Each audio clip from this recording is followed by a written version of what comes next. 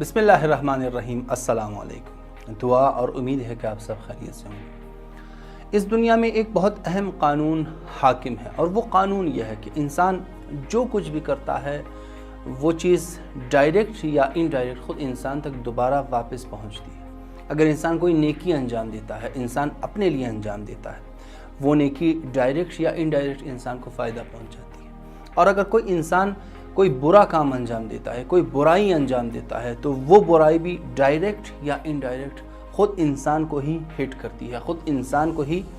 نقصان پہنچاتی ہے۔ اور یہ وہ قانون ہے جس سے ہم اکثر غافل رہتے ہیں۔ فرض کیجئے کسی نے ہمارے ساتھ برائی کی ہے، اس قانون کے تحت اس شخص نے میرے ساتھ برائی نہیں کی ہے، بلکہ اس نے اپنے ساتھ برائی کی ہے، اس نے اپنے آپ کو نقصان پہنچایا ہے۔ فرض کیجئے کسی نے میری غیبت کی ہے، فرض کیجئے کسی نے مجھ پر تہمت لگائی ہے، جو کچھ بھی کیا ہے در حقیقت اس قانون کے تحت اس نے اپنے آپ کو نقصان پہنچایا۔ جو اسلامی تعلیمات کے تحت ہمارا جو وظیفہ بنتا ہے، ہماری جو ڈیوٹی بنتی ہے، ہمیں وہ انجام دینا چاہیے، لیکن کبھی کبھار ہم چاہتے ہیں کہ نہیں، ہم اپنی مرضی سے اس کے ریئیکشن میں کوئی کام انجام دیں۔ فرض کیجئے کسی نے میری غیبت کی ہے تو میں چاہتا ہوں کہ میں بھی اس کی غیبت کروں، اور یہاں پر بھی ہم اس قانون کو بھول جاتے ہیں۔ اگر میں اس کی غیبت کروں گا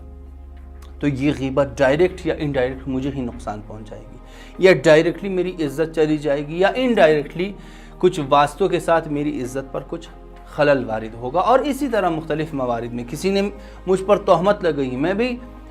اسی طرح مقابلہ کرنا چاہتا ہوں، میں بھی اس پر تہمت لگاتا ہوں، تو یہ تہمت لگانا ڈائریکٹ یا انڈائریکٹ مجھے ہی نقصان دے گی۔ اور اسی طرح اگر انسان کوئی نیکی انجام دیتا ہے، انسان کسی کے ساتھ بھی کوئی نیکی انجام دیتا ہے، انسان کو یاد رکھنا چاہیے یہ قانون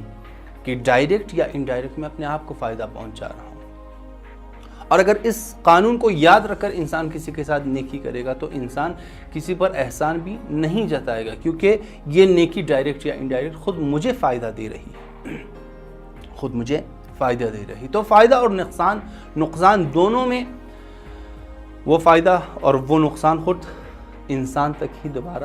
پہنچتا ہے۔ کہتے ہیں ایک بوڑھا شخص، اس کا ایک جوان بیٹا سفر پر جاتا ہے، کہیں دور دراز علاقوں میں سفر پر جاتا ہے، اور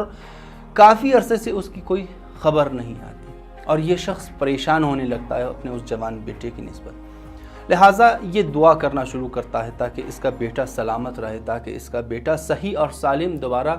گھر واپس آئے،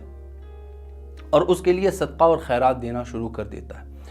یہ ہر دن اپنے حصے کی ایک روٹی کسی فقیر کو دیتا ہے، اور جو فقیر وہ روٹی لیتا ہے وہ ہر دن روٹی ریسیو کرتے وقت صرف ایک جملہ کہتا ہے کہ اگر تم اچھا بھی کرو گے تو اپنے لیے کرو گے، اور اگر تم برا بھی کرو گے تو اپنے لیے برا کرو گے۔ یہ بوڑھا شخص شروع کے کچھ دنوں میں اس کی بات کو اگنور کرتا ہے، لیکن اس کے بعد اسے خیال آتا ہے کہ یہ فقیر میرا شکریہ ادا کرنے کی بجائے اپنا یہی جملہ کہتا ہے، لیکن یہ سوچ کر دوبارہ اسے اگنور کرنا شروع کر دیتا ہے۔ ایک دن جب یہ فقیر روٹی لینے آتا ہے تو دوبارہ اپنا وہی جملہ دہراتا ہے، اور اس شخص کو سخت غصہ آتا ہے۔ یہ سوچتا ہے کہ مجھے کچھ ایسا کرنا چاہیے کہ میری جان اس فقیر سے چھوٹ جائے، اس کے جملے سے میں تنگ آ گیا ہوں۔ ایک دن یہ جب اس فقیر کو روٹی دینے والا ہوتا ہے تو اس روٹی میں زہر ملا دیتا ہے، اور اس روٹی کو اس فقیر کو دینے سے پہلے اس کے ضمیر کی ایک آواز آتی ہے کہ یہ کیا کر رہے ہو، کسی کے حق میں ظلم کر رہے ہو، اور فوراً یہ وہ روٹی پھینک کر اسے صحیح اور بغیر زہر والی روٹی اس فقیر کو دوبارہ دے دیتا ہے۔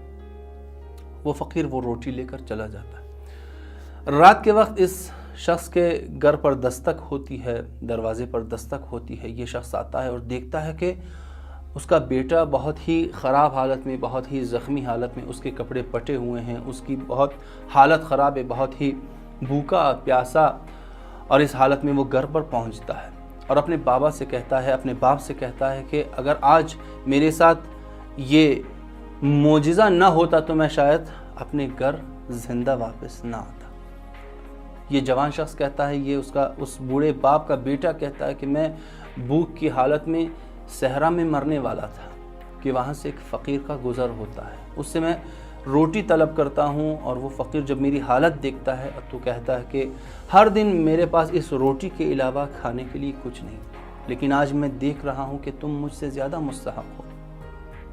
تم مجھ سے زیادہ بھوکے ہو، تمہاری جان اس روٹی سے وابستہ ہے، لہٰذا وہ روٹی مجھے دے دیتا ہے اور میری جان میں کچھ جان آتی ہے اور میں دوبارہ چلنے لگتا ہوں اور گھر تک پہنچ جاتا ہوں۔ تو اس بوڑھے باپ کو فوراً یہ پتہ چلتا ہے کہ یہ وہی فقیر ہے جو اس بوڑھے باپ سے ہر دن ایک روٹی لے کر جایا کرتا تھا، اور اس کو یہ خیال آتا ہے کہ اگر آج میں اپنے ضمیر کی آواز نہ سنتا اور اس روٹی میں زہر ملا کر اسے دے دیتا، وہ زہر بری روٹی میں اس فقیر کو دے دیتا، تو یقیناً اس روٹی کی وجہ سے، اس زہر کی وجہ سے آج خود میرا ہی بیٹا مر جاتا۔ اور یہاں پر وہ اللہ کا شکر ادا کرتا ہے کہ اس نے کسی کے ساتھ برائی نہیں کی، ورنہ وہی برائی اس کے خود دوبارہ اسے انڈائریکٹلی ہٹ کر دی۔ تو اگر یہ قانون ہم یاد رکھیں اپنی زندگی میں تو ہمیں بہت سارا فائدہ ہو سکتا ہے اسی قانون پر عمل کرنے سے، اسی قانون کی رعایت سے ہم بہت فائدہ اٹھا سکتے ہیں، نیکی کرنے میں بھی کہ ہماری نیکیوں کا سلسلہ ختم نہیں ہوگا، اور برائی کرنے میں بھی کہ ہم کسی کے ساتھ برائی نہیں کریں گے، اور اگر کوئی ہمارے ساتھ برائی کرے تو وہاں پر بھی، کیونکہ یہ ایک مسلم قانون ہے، اس نے در حقیقت ہمارے ساتھ برائی نہیں کی ہے، در حقیقت اس نے خود برائی کرنے والے شخص نے خود زہر اٹھا کر کھایا ہے یا پیا ہے، تو اس کی برائی ہمیں کوئی نقصان نہیں پہنچائے گی۔ تو آج کے لیے اتنا ہی، اگلے ولاگ تک اللہ حافظ۔